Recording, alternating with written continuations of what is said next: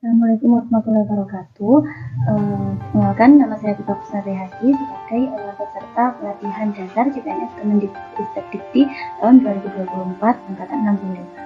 Nah, dalam video ini saya akan menjelaskan tentang hasil analisis isu atau kondisi saat ini terkait dengan pelaksanaan tugas dan fungsi unit kerja yang belum sesuai dengan tujuan pembelajaran agenda 3, yaitu Smart ASN dan Manajemen ASN.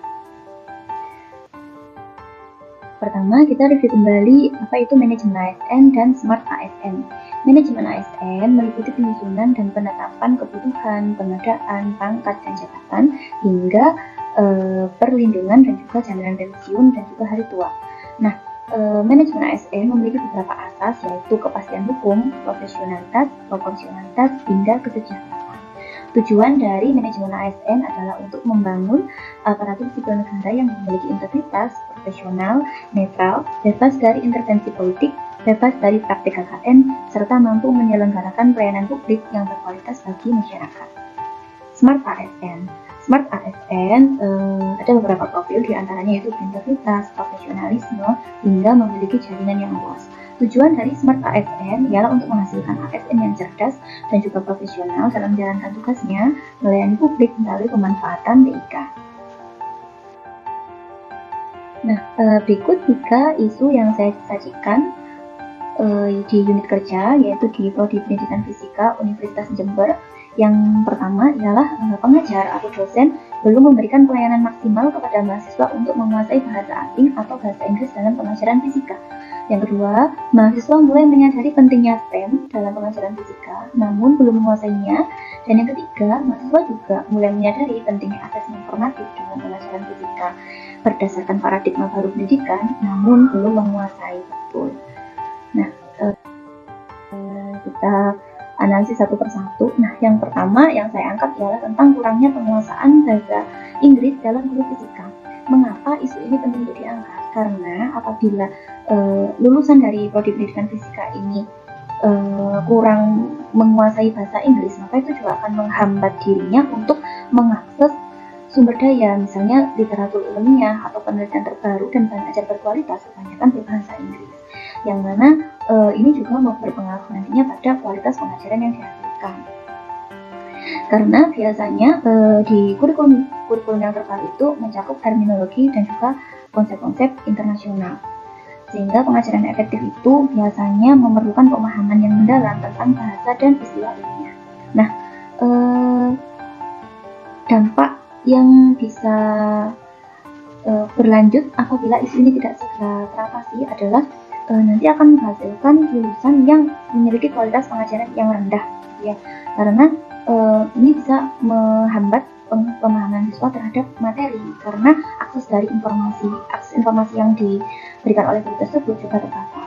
Selain itu, persaingan kerja sekarang ketat, sehingga lulusan ini bisa jadi tidak siap bersaing dalam mencari pekerjaan, terutama di sekolah-sekolah yang biasanya menginginkan guru yang juga mampu berbahasa Inggris atau mampu berkomunikasi dalam bahasa Inggris untuk mempersiapkan siswa dalam menghadapi tantangan global.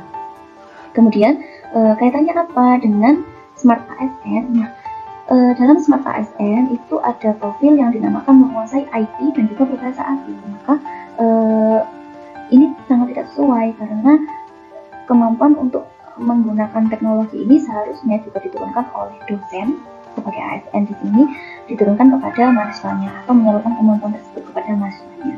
Nah, faktanya kemarin ini saya membuat angket dan kemudian ini terdapat data bahwa sekitar 42,2% ini mengaku mahasiswa itu tidak familiar dengan istilah besaran ataupun mendefinisikan konsep fisika dalam bahasa Inggris. Itulah mengapa isu ini layak untuk diangkat. Isu yang kedua ialah mahasiswa mulai menyadari pentingnya STEM, yaitu Science, Technology, Engineering, and Mathematics, namun belum tentu menguasainya. Nah, mengapa isu ini penting? Karena kurikulum fisika ini yang diberikan di Prodi agar tetap relevan dengan perkembangan sains dan teknologi di era modern. Selain itu, mengintegrasikan STEM di dalam pembelajaran fisika itu juga menstimulus kemampuan mahasiswa untuk berpikir kritis, berpikir analitis, dan juga dalam penyelesaian masalah kehidupan sehari-hari. Nah, Kaitannya apa dengan manajemen ASN dan juga smart ASN? Bahwa di dalam manajemen ASN itu ada asas efektivitas dan efisiensi yang ini harus relevan dengan tujuan organisasi. Nah, masalahnya tujuan dari prodi pendidikan fisika UNED itu adalah untuk menghasilkan sarjana yang adaptif dalam perkembangan iptek dan literasi, sehingga ini seharusnya juga relevan dengan STEM, yang mana adaptif itu juga salah satu core value ASN Praka. Selain itu juga tidak sesuai dengan smart ASN yang diharapkan berwawasan global, karena pendidikan STEM itu, jika pendidikan STEM itu baik, maka itu juga akan menyadarkan mahasiswa akan pentingnya isu-isu global seperti ketahanan pangan, energi terbarukan, dan juga tentang kesehatan masyarakat. Selanjutnya, dampak apa yang bisa berlanjut apabila kurang penguasaan STEM ini tetap ada di mahasiswa prodi pendidikan fisika? Karena kalau tidak menguasai STEM, maka pendekatan pengajaran yang inovatif dan berbasis proyek itu tidak akan terimplementasi. Selanjutnya, ini juga bisa membatasi kreativitas dalam metode pengajaran dan pembelajaran. Selain itu juga, kalau lulusan itu tidak memiliki kompetensi STEM, kemungkinan besar akan sulit untuk bersaing di dunia kerja, terutama di bidang pendidikan dan penelitian yang sebidang dengan fisika.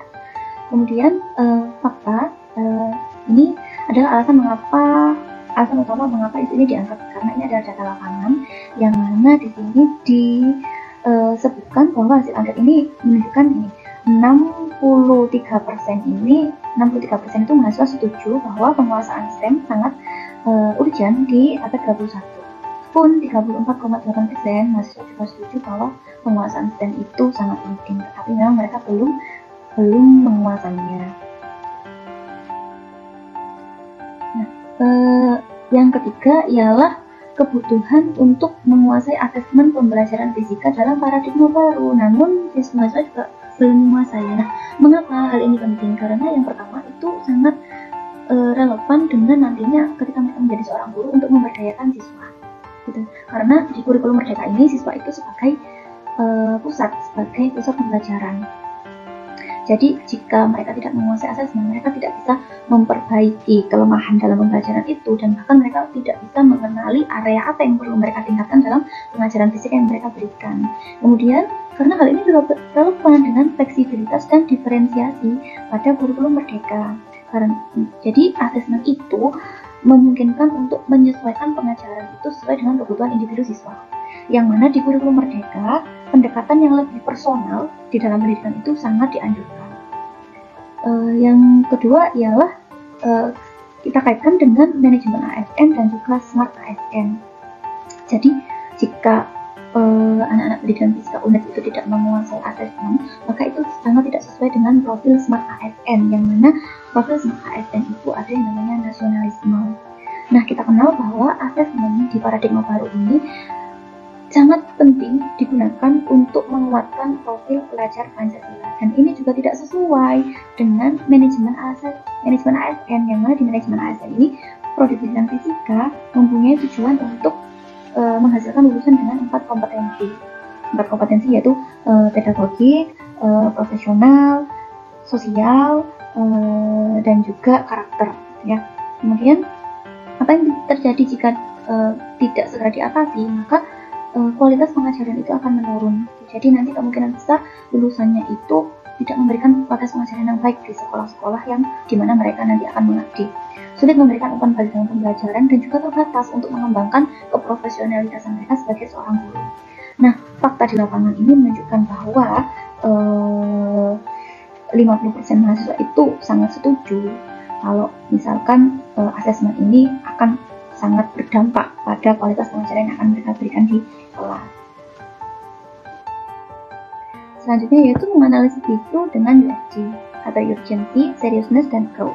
Nah, di sini untuk urgency saya berikan nilai 5 untuk asesmen, 4 untuk penguasaan bahasa Inggris, dan juga 3 untuk STEM. Ini saya sajikan berdasarkan hasil angket, yaitu di hasil angket itu 90% setuju akan kebutuhan asesmen, 42% itu mahasiswa kurang familiar dengan istilah fisika dan bahasa Inggris, dan sekitar tadi 30% mereka sadar bahwa mereka kurang menguasai STEM. Maka berdasarkan kebutuhan mahasiswa, berdasarkan data di lapangan, saya berikan nilai 5 yang terbesar untuk asesmen. Seriousness saya berikan 4 semua karena Jika lulusan ini tidak menguasai bahasa Inggris, tidak menguasai STEM maupun tidak menguasai asesmen, tentu akan berdampak negatif pada kualitas pendidikan yang akan diterima oleh siswa. Growth untuk asesmen saya berikan nilai 5, lebih dari bahasa Inggris dan juga STEM. Alasannya adalah karena asesmen ini sangat berkaitan dengan kurikulum merdeka atau kurikulum terbaru. Jadi, jika ia tidak menguasai asesmen, maka isu negatif itu akan segera berkembang pesat di instansi-instansi tempat mereka mengajar. Berbeda dengan STEM dan juga bahasa Inggris, yang mana STEM dan bahasa Inggris ini baru mulai akan dirasakan oleh lulusan ketika mereka mau melanjutkan studi atau mau bersaing secara global atau meningkatkan kompetensi fisika di jalur pendidikan fisika ke depannya. Jadi jika ditotalkan, nilai yang terbesar adalah untuk asesmen, yang kedua ialah bahasa Inggris, dan yang ketiga adalah STEM dengan nilai 11. Jadi ini skala prioritasnya yang tertinggi adalah di asesmen. Maka strategi penyelesaian isu ini yaitu untuk saya berencana untuk menyusun bahan ajar yang akan digunakan di prodi pendidikan fisika berjudul Assessment for Learning di kelas fisika dalam format modul digital menyesuaikan dengan kemampuan literasi digital atau Smart ASN. Demikian presentasi dari saya. Terima kasih atas perhatiannya. Wassalamualaikum warahmatullahi wabarakatuh.